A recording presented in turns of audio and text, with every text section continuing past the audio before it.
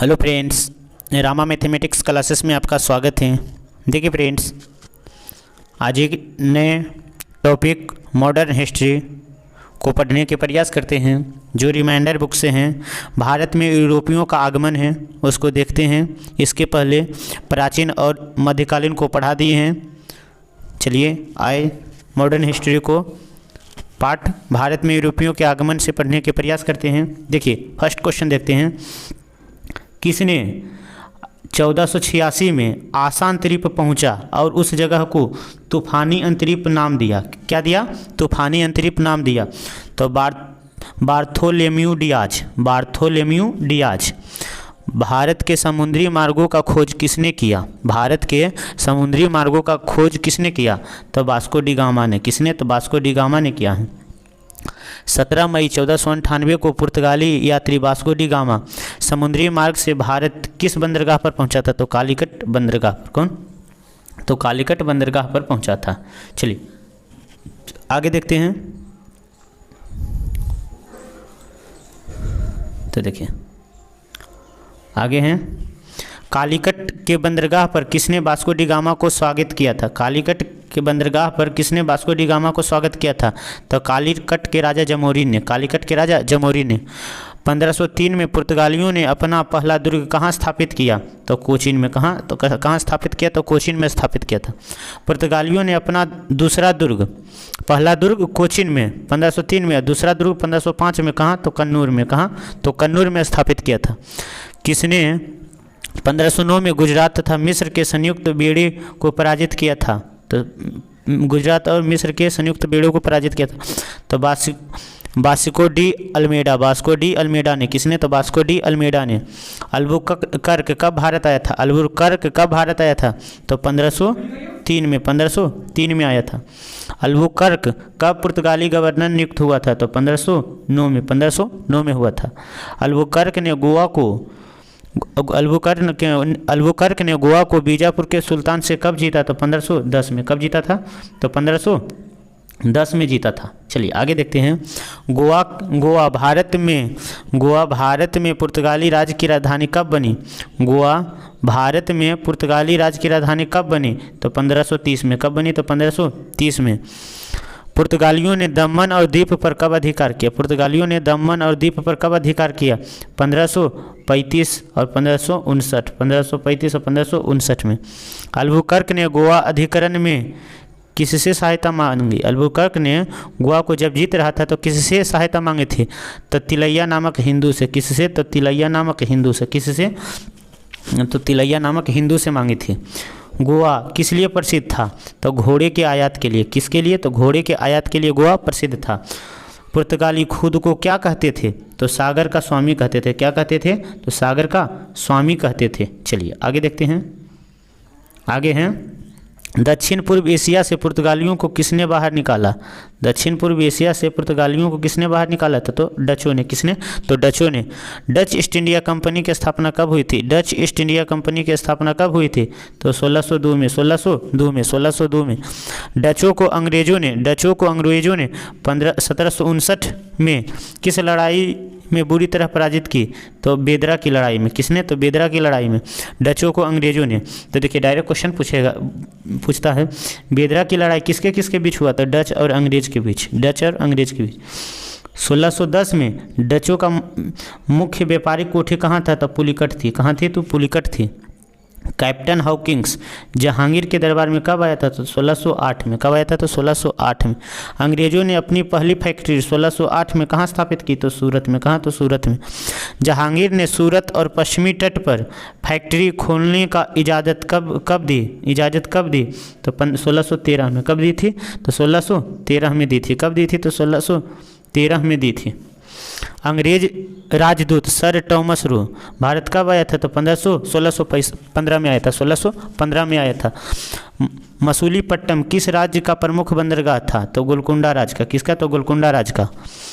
बम्बई से पहले अंग्रेजों का मुख्यालय कहाँ था? बम्बई से पहले अंग्रेजों का मुख्यालय कहाँ था? तो सूरत में। कहाँ था? तो सूरत में। मद्रास में अंग्रेजों द्वारा स्थापित किला का क्या नाम था? मद्रास में अंग्रेजों द्वारा स्थापित किला का नाम क्या था? तो फोर्ट सेंट जॉर्ज था। अंग्रेज बंगाल में अपनी पहली कोठी 1651 में कहाँ स्थापित की थी? तो हुगली में। कहाँ? तो हुगली में।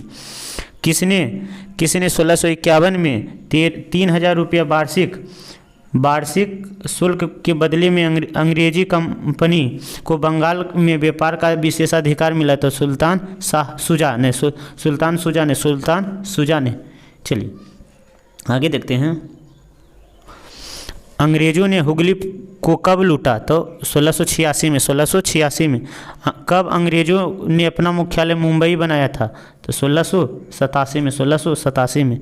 कलकत्ता की स्थापना 1698 में। कलकत्ता की स्थापना 1698 में जॉब चार्नक ने की थी। फ्रांसीसियों ने अपनी पहली कोठी सूरत में कब स्थानांतरित की? पहली कोठी कब? तो 1668 में। फ्रांसीसियों ने पांडिचेरी की नींव फ्रैंक मार्टिन द्वारा कब रखी गई? थी? तो 1673 में। फ्रांसीसियों ने बंगाल में चंद्रनगर की प्रसिद्ध कोठी कब बनाई? तो 1690-92 में। दक्षिण पूर्व देश में पुर्तगालियों का एकमात्र स्थान था तो सेनथोम। कौन था? सेनथोम था। ब्रिटिश ईस्ट इंडिया कंपनी का प्रथम गवर्नर कौन था? तो थॉमस अस्माइल था। भारत में ईस्ट इंडिया कंपनी का पहला गवर्नर जनरल कौन बना? तो वारेन हेस्टिंग्स बना। कौन बना था? तो वारेन हेस्टिंग्स बना था। चलिए आगे देखते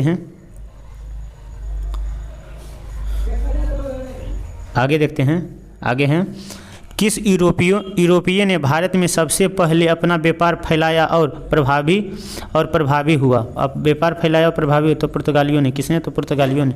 वास्को डी गामा कहाँ के रहने वाले थे? तो पुर्तगाल के रहने वाले थे। कहाँ थे? तो पुर्तगाल के।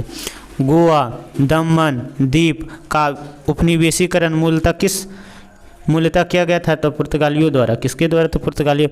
भारत तक समुद्री मार्गों का खोज किसके द्वारा किया गया? तो पुर्तगालियों द्वारा। किसके द्वारा? तो पुर्तगालियों द्वारा किया गया था। चलिए आगे देखते हैं।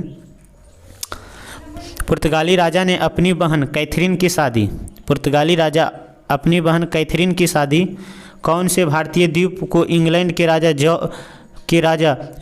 चार्ल्स II को दहेज के रूप में दिया था? तो मुंबई को। किसने? तो बम्बई को। प्रथम कर्नाटक युद्ध की समाप्ति किस संधि थी? एला सापेल की संधि हुई थी। तृतीय कर्नाटक युद्ध किसे? तो पेरिस की संधि द्वारा। देखिए गोहेंड की संधि या पांडिचेरी की संधि कौन सा समाप्त हुआ था? तो दूसरा कर्नाटक युद्ध। देखिए प्रथम हुआ था एला सापेल की संधि, दूसरा हुआ था पांडिचेरी की संधि, तीसरा हुआ था पेरिस की संधि के द्वारा। पुर्तगाली व्यापारिक कंपनी ने भारत आगमन का सर्वप्रमुख उद्देश्य था तो काली मिर्च अन्य मसालों के व्यापार पर एकाधिकार था। चलिए आगे देखते हैं। पुर्तगालियों ने भारत में सर्वप्रथम कहाँ फैक्ट्री स्थापित की? पुर्तगालियों ने भारत में सर्वप्रथम कहाँ फैक्ट्री स्थापित की? तो कोचीन में। कहाँ? तो कोचीन में स्थापित की थी। कहाँ की थी? तो कोचीन में स्थापित की थी। चलिए आगे देखते हैं। भारत में यूरोपीय कंपनियों का आगमन तथा स्थान। पुर्तगाली ईस्ट इंडिया कंपनी 1498। अंग्रेजी ईस्ट इंडिया कंपनी 1600 में। कब? तो 1600 में। डच ईस्ट इंडिया कंपनी 1602 में। डेनिश ईस्ट इंडिया कंपनी 1616 में। फ्रांसीसी ईस्ट इंडिया कंपनी 1664 में। स्वीडिश ईस्ट इंडिया कंपनी 1731 में हुआ था। चलिए आगे देखते हैं। 1717 में कौन से मुगल सम्राट ने अंग्रेजों को ईस्ट इंडिया कंपनी को भारत में व्यापार का एक अधिकार प्रदान करने का फरमान जारी किया? फर्रुखसियर ने। किसने? तो फर्रुखसियर ने। ब्रिटिश के साथ वेनिस की संधि पेशवाओं में से किसने की? तो बाजीराव द्वितीय ने। ईस्ट इंडिया कंपनी के नेतृत्व में रॉबर्ट क्लाइव का उत्तराधिकारी कौन था? ईस्ट इंडिया कंपनी के नेतृत्व में रॉबर्ट क्लाइव का उत्तराधिकारी कौन था? हेस्टिंग्स था। कौन था? हेस्टिंग्स था। पुर्तगाली उपनिवेश का प्रथम गवर्नर भारत में कौन हुआ? Francisco de Almeida. कौन था? फ्रांसिस्को डी अल्मीडा था। चलिए आगे देखते हैं। किस पुर्तगाली गवर्नर ने किस पुर्तगाली गवर्नर ने नीले पानी की नीति अपनाई थी? नीले पानी की नीति अपनाए थे फ्रांसिस्को डी अल्मीडा ने। फ्रांसिस्को डी अल्मीडा ने। किसे भारत में पुर्तगाली साम्राज्य का वास्तविक संस्थापक कहा जाता है? वास्तविक संस्थापक कहा जाता है Alfonso de Albuquerque. Alfonso de Albuquerque. Alfonso de Albuquerque. किसने भारत में पुर्तगाली साम्राज्य का वास्तविक संस्थापक कहा जाता है? तो फ्रांसिस्को डी अल्बुकर्क को। अल्बुकर्क बीजापुर के किस सुल्तान से गोवा छिला था? यूसुफ आदिल शाह से। किसे? यूसुफ आदिल शाह से। किस अंग्रेज ने पुर्तगालियों को सौली के स्थान पर हराया था? किस अंग्रेज ने पुर्तगालियों को सौली के स्थान पर हराया था? थॉमस बेस्ट ने। किसने? तो थॉमस बेस्ट ने हराया था। किसने हराया था? तो थॉमस बेस्ट ने हराया था। वैसा क्षेत्र जहां यूरोपवासियों सर्वोत्तम सोडा और अफीम होता था बिहार था। कौन था? बिहार था। भारत में तंबाकू का प्रचलन किसने किया था? तो पुर्तगालियों ने किया था। किसने किया था? तो पुर्तगालियों ने किया था। चलिए आगे देखते हैं।